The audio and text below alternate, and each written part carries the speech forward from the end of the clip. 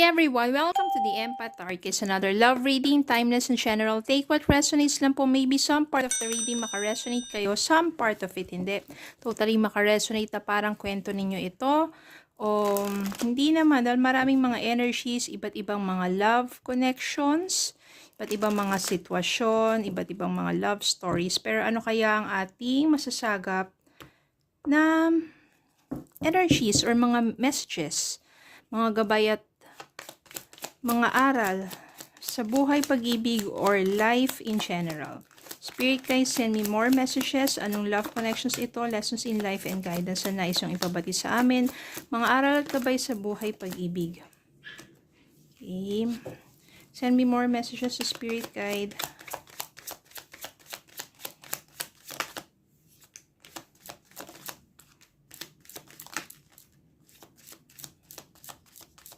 Okay, think enough na itong mga mensahe na ito. Tingnan natin.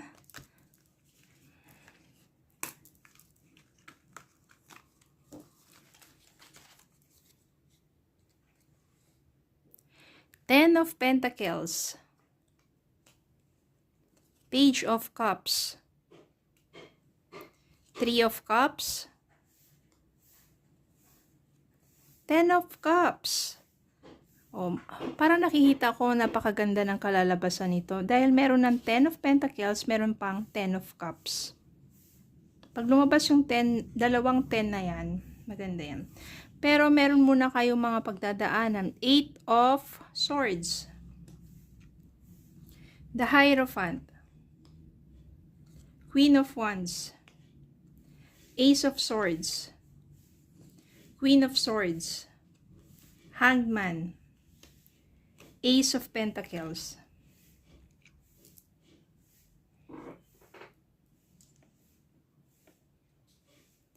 So, meron ditong, ito lang yung parang energy na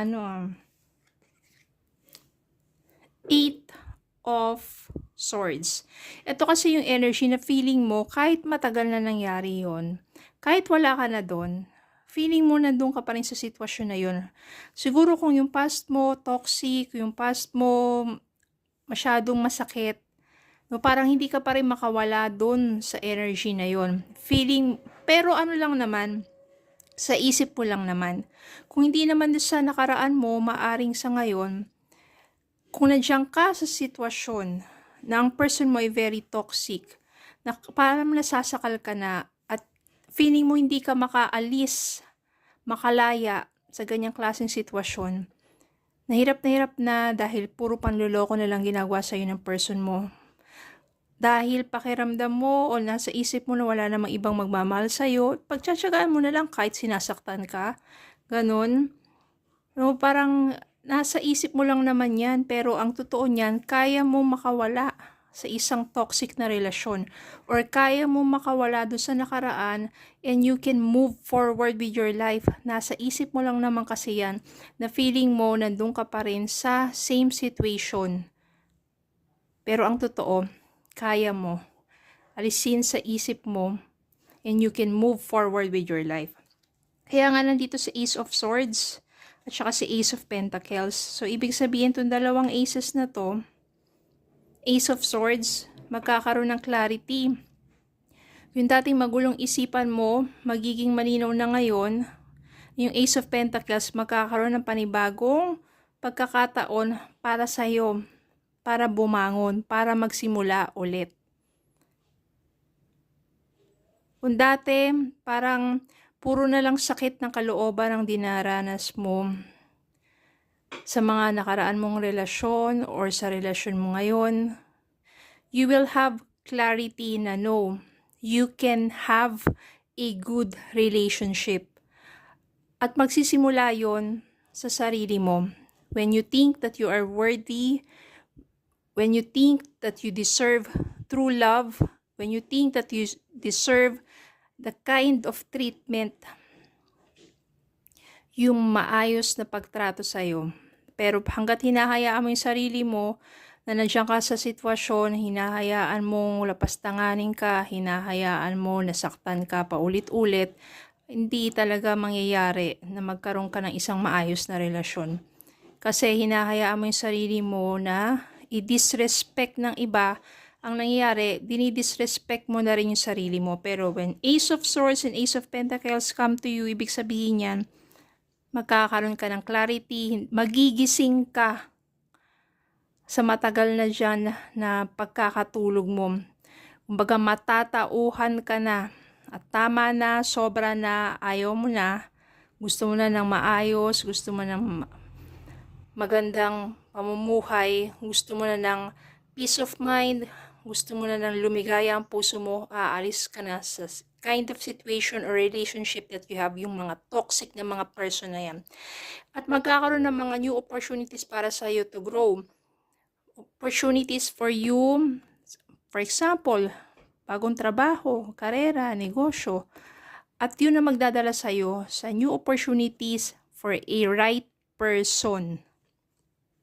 Itong dalawang ace na to. Okay? You will become more attractive in life. Yan, magiging kang parang, you will become stronger, courageous, passionate, independent, optimistic. Kasi alam mo sa sarili mo na kaya mo eh. Hindi mo kailangan ng mga ganong klaseng toxic person. Magiging attractive ka sa maraming blessings, magiging attractive ka sa love. Maraming hahanga sa'yo, maraming mag-a-admire sa'yo.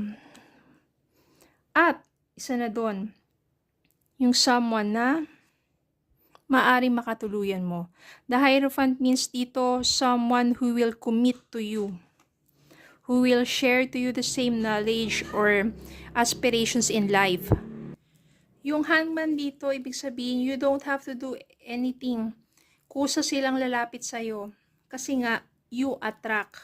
Hindi mo kailangan maghabol, hindi mo kailangan mag-chase. You attract.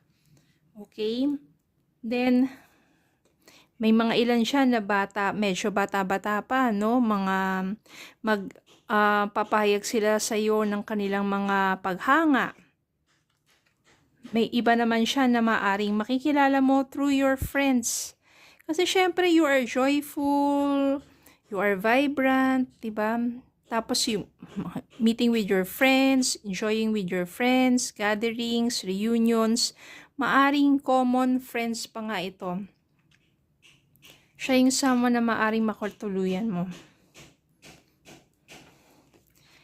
Queen of Swords dito, ito yung mga panahon na when you realize and when you decide to yourself na tama na, ika-cut off ko na tong taong to sa buhay ko because I don't deserve such kind of person, yung toxic. Hindi ko deserve yan. Mas mamahalin ko na yung sarili ko. Kaya talagang tutuluyan mo na puputulin yon, ugnayan mo sa taong yon. Then etong taong makakasalamuhan mo na maaring makatuluyan mo will bring you 10 of Cups and 10 of Pentacles. 10 of Cups, isang masayang pamilya, punong-puno ng pagmamahalan. 10 of Pentacles, isang maunlad na pagsasama. So you will grow together, you will be abundant. So masaya at maunlad na pamilya. Yun ang mangyayari sa'yo. When you try and when you do, napakawala ng sarili mo sa isang toxic relationship. And move forward, respect yourself, love yourself, take care of yourself. You will become more attractive. At yun ang maghahatid sa'yo sa the right person, sa isang masaya at maunlad na pagsasama, kabuhayan. Kaya kung feeling ninyo or sa isip ninyo wala na kayong mapupuntahan pa, wala nang ibang magmamahal sa'yo, wala nang ibang magtatanggap sa'yo, no, nagkakamali ka. Lahat tayo may pagkakataon para magsimula muli, para bumangon, para mahalin, makahanap, makatagpo ng isang mabuting tao. Separation, time apart from your partner is on the horizon. Ito na yon. Kung mawala ka na sa isang toxic na tao, sa isang toxic na relasyon. Overthinking, playing negative scenarios in your head is creating issues which weren't there at first. Ito yun. Eight of Swords, overthinking. Hindi pa nga nangyayari. Ang dami-dami nang nasa isip mo. Ano kaya, sino kayang tatanggap sa akin kapag iniwan ko na to? May magmamahal pa ba sa akin? Magkakaroon pa ba ako ng partner? Tatanda na lang ba akong ganito? Ganyan, ganito. Ang dami mong iniisip. Stop overthinking. Forgive and release. You are stronger when you carry love and forgiveness rather than anger. Kapag kumawala ka na sa taong yon, forgive and release na. Huwag mo nang bitbitin yung mga masasakit na karanasan mo doon sa taong yun. Hayaan mo na ang universe ang pumitik sa kanya, ang magbigay sa kanya ng tamang karma sa lahat ng mga masasakit na ginawa niya sa iyo. Just forgive and release. Okay? So, yun lang po. Maraming salamat po for watching. Please don't forget to like, share, comment, subscribe, follow me Facebook and YouTube. Have a good day po and God bless.